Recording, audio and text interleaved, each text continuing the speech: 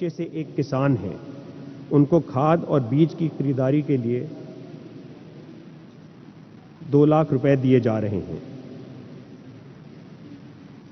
تیسرے نمبر پر صوبہ خیبر پختونخوا کے ضلع نوشہرہ کی رہنے والی بہن شگفتہ بی بی،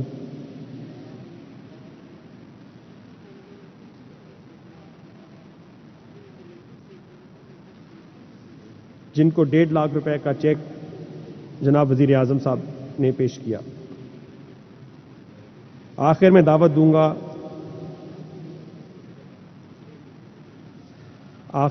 دوں گا ضلع آزاد کشمیر کے ضلع جہلم سے آئی ہوئی ہماری بہن کو، جن کا نام رابعہ سید ہے، ان کو اپنے گھر کی تعمیر کے لیے 10 لاکھ روپے، اور سب سے آخر میں ہم سب کے جن کو سب کا انتظار تھا، وزیر اعظم صاحب۔ بسم اللہ الرحمن الرحیم۔ ایاک نعبد و ایاک نستعین۔ اب ڈاکٹر الیاس، مجھے آپ نے یہ مسجد میں تالیاں تو آپ بجا نہیں سکتے، لیکن مجھے یہ نہیں پتہ چلے گا کہ آپ کو میری باتیں پسند آئی ہیں نہیں آئی۔ اچھا، ڈاکٹر امجد کہہ رہے ہیں ہاتھ آپ کھڑا کریں گے۔ میں سب سے پہلے آپ سب کو جو پیغام دینا چاہتا ہوں وہ یہ کہ یہ پاکستان ایک بڑی خواب کا نام تھا۔ ہم نے ایک مثالی اسلامی فلاحی ریاست بننا تھا، اور جو فلاحی ریاست کس کے طرز پہ بننا تھا؟ جو سب سے پہلے ہمارے نبی صلی اللہ علیہ وسلم نے مدینہ میں ایک ریاست قائم کی تھی، ان اصولوں پہ ہم نے پاکستان کو کھڑا کرنا تھا۔ مجھے افسوس سے کہنا پڑتا ہے کہ وہ جو ہمارا قبلہ ہونا چاہیے تھا 1947 میں، ہم اس راستے پہ نہیں چلے۔ اور میرا یہ ایمان ہے کہ اگر آج پاکستان کو وہ عزت نہیں ملی دنیا میں، اگر پاکستان کا وہ مقام دنیا میں نہیں ہوا جو ہونا چاہیے تھا، اس کی وجہ یہ تھی کہ جس نظریے کے تحت پاکستان بنا تھا اس نظریے پہ ہم نہیں چلے۔ جو قوم اپنے نظریے سے ہٹتی ہے وہ کبھی کامیاب نہیں ہوتی۔ جو انسان اپنے نظریے سے ہٹتا ہے وہ بھٹک جاتا ہے، اور ہمارا نظریہ مدینہ کی ریاست کا نظریہ تھا۔ اس میں 2 سب سے اہم چیزیں تھیں، ایک انسانیت، فلاحی ریاست جدھر ریاست نے اپنے کمزور طبقے کی ذمہ داری لینی تھی، جس کو انگریزی میں ویلفیئر اسٹیٹ کہتے ہیں، اور دوسرا جو نبی صلی اللہ علیہ وسلم کا حکم تھا کہ جو قوم طاقتور چور کو چھوڑ دیتی ہے اور کمزور چور کو جیل میں ڈالتی ہے وہ تباہ ہو جاتی ہے، یعنی جس قوم میں انصاف نہیں ہوتا وہ تباہ ہو جاتی ہے۔ اور انہوں نے پھر کہا کہ میری بیٹی بھی اگر چوری کرے گی تو اس کو بھی سزا ملے گی، یعنی کوئی قانون سے اوپر نہیں ہے۔ یہ 2 سب سے بڑے اصول تھے جو بنیاد بنے مدینہ کی ریاست میں۔ اور بھی تھے، میریٹوکریسی تھی، خواتین کو پہلی دفعہ جائیداد میں حق دیا گیا، غلاموں کو انسانوں کی طرح حکم دیا رکھنے کا، کوئی کسی کے اندر، سب انسان حضرت آدم کی اولاد بتایا گیا کہ کوئی بھی رنگ ہو آپ کا، اس پہ کوئی انسانوں کے اندر فرق نہیں ہے۔ اور پھر رحمت للعالمین نے انسانوں کو اکٹھا کیا، انسانیت کا پیغام دیا کہ سب انسانوں کو تقسیم نہیں کیا، اور وہ ریاست، اس کے اوپر کئی صدیوں تک مسلمانوں نے دنیا کی امامت کی۔ آج مجھے افسوس سے کہنا پڑتا ہے کہ جن اصولوں پہ انہوں نے مدینہ کی ریاست کھڑی کی تھی، آپ کو وہ اصول وہ لوگ جو مسلمان نہیں ہیں ان ریاستوں میں نظر آتے ہیں۔ میں ساری دنیا گیا ہوں، میں آپ کو یقین دلاتا ہوں، کوئی سوئٹزرلینڈ، نیوزی لینڈ، اسکینڈینیویا، ان ملکوں میں آپ چلے جائیں، آپ کو زیادہ اسلام نظر آئے گا۔ وہ قریب ہے ان کے مدینہ کی ریاست کے اصولوں پہ۔ وہاں انصاف بھی ہے، وہاں انسانیت ہے، وہاں فلاحی ریاست ہے، وہاں میریٹوکریسی ہے، وہاں خواتین کو حقوق ملے ہوئے ہیں، انسانوں میں فرق نہیں کرتے۔ اور مسلمان دنیا میں بڑے کم، 50 سے زیادہ مسلمان ملک ہیں، بڑے کم مسلمان ملکوں میں آپ کو وہ مدینہ کی ریاست کے اصول نظر آئیں گے۔ اسی لیے میں انشاءاللہ کل آغاز کر رہا ہوں رحمت للعالمین اتھارٹی کا، اور صرف میرا مقصد یہ ہے کہ اب ہمارے بچے کو سمجھ آئے کہ نبی صلی اللہ علیہ وسلم کا پیغام کیا تھا، سیرت نبی کیا تھی، سب کو پتہ چل جائے۔ اللہ کسی کو ایمان دیتا یا نہیں دیتا وہ تو اللہ کا تحفہ ہے، لیکن ہم اپنی ریاست ذمہ داری پوری کریں اپنے انسانوں پہ، اپنے بچوں پہ، ان کو بتائیں کہ اصل میں ان کی سیرت کیا تھی، ان کا راستہ کیا تھا۔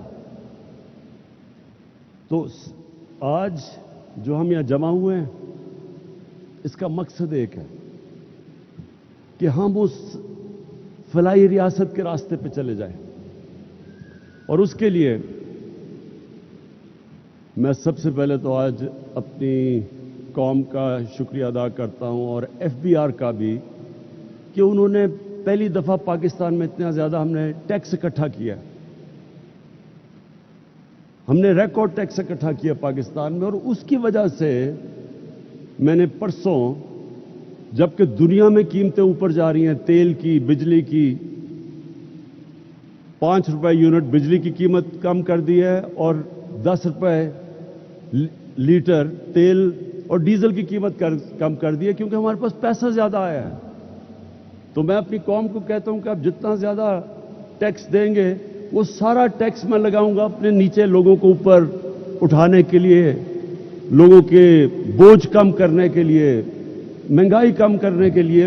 یہ میں آپ سے میرا وعدہ ہے، وہ کہیں اور پیسہ نہیں جائے گا، وہ صرف آپ کے اوپر لگے گا، جس طرح ہمارا ٹیکس بڑھتا جائے گا۔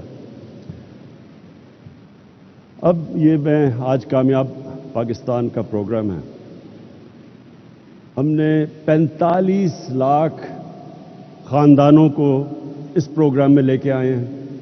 45 لاکھ خاندان شروع کیا تھا ہم نے پختونخوا سے، اور آزاد کشمیر، گلگت بلتستان، پھر جو ہمارے کمزور علاقے پنجاب کے، ساؤتھ پنجاب میں، اور تھرپاکر سندھ میں، بلوچستان میں، لیکن اب سارے پاکستان میں ہم یہ پروگرام لے کے آ رہے ہیں۔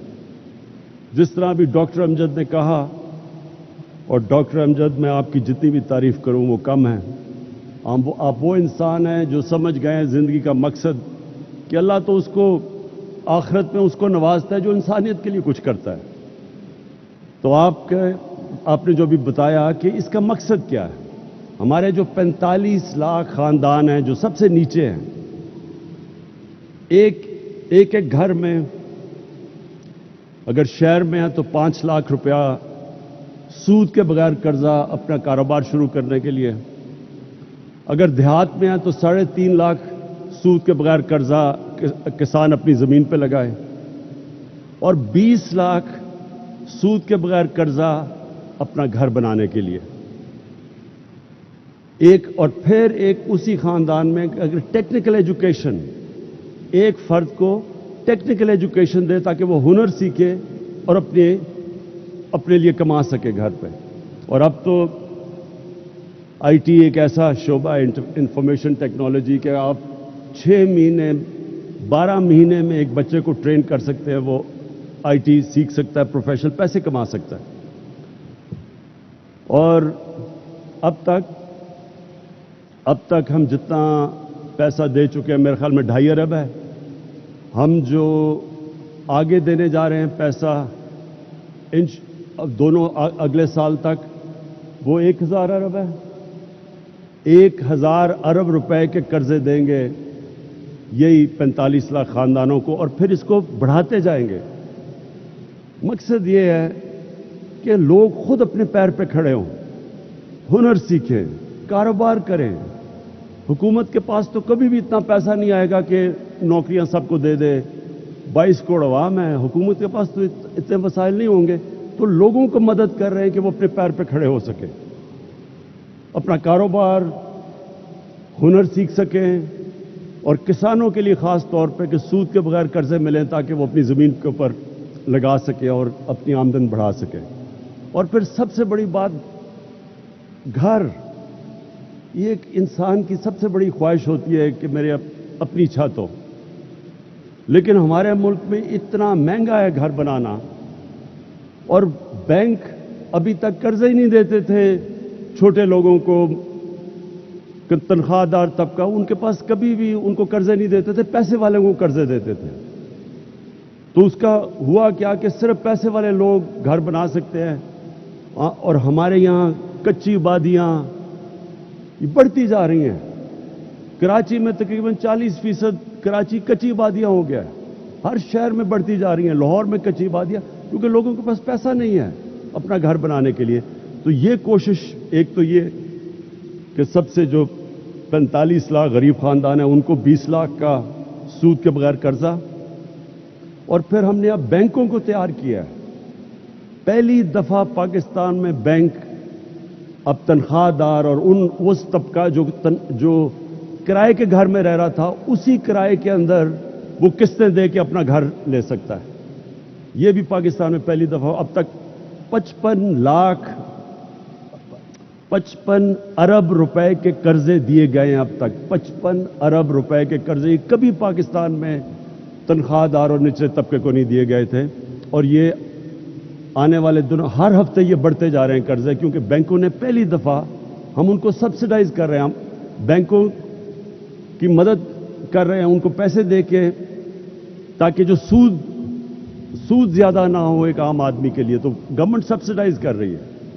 تو انشاءاللہ میری جو خواب ہے کہ ہم وہ جو سفر نکل گئے ہیں فلاحی ریاست کی طرف, جس میں جو سب سے بڑا پروگرام ہم نے کیا, جس میں مجھے ابھی فخر سب سے زیادہ ہے, وہ ہے ہیلتھ کارڈ. اس مہینے کے اینڈ تک سارے پنجاب کے خاندان کے پاس ہیلتھ کارڈ آ جائے گا.